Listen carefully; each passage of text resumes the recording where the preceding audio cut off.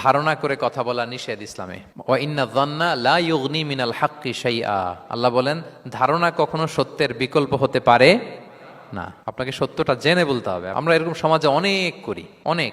আপনি পাবেন, ধরেন যে আপনাকে আপনার এক বন্ধু দেখলো, রিক্সা দিয়ে যাচ্ছেন, আপনার পাশে এক নারী বসা, তো সে অনেক কিছু খারাপ ধারণা করতে পারে।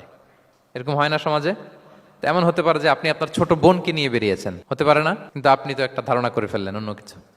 বা আপনার ভাগ্নিকে নিয়ে বের হয়েছেন, আপনার আপন খালাকে নিয়ে বেরিয়েছেন কোনো কাজে, ডাক্তারের কাছে, বা কিছু একটা হতে পারে।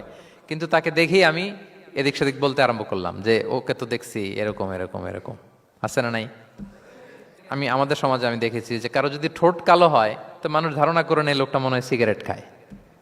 কিন্তু সিগারেট সেবন করা ছাড়াও কারো ঠোঁট কালো হতে পারে কি পারে না বলেন? এই যে এগুলো সমাজে প্রচলিত। বিয়ে করার পর পর ইমিডিয়েট যদি কেউ একটা গাড়ি কিনে বা হুন্ডা কিনে, এটা কি বলে বলেন তো? এই বোধহয় শ্বশুর বাড়ি থেকে যৌতুক নিয়ে আসছে। দেখছেন, এরকম ভুরি ভুরি আপনি সমাজে পাবেন। আন্দাজে, ধারণার উপরে আমরা অনেক কথা বলে ফেলি, কিন্তু নিশ্চিত না হয়ে আপনি কোনো কমেন্টসে যেতে পারবেন না। এটা একেবারে নিষেধ।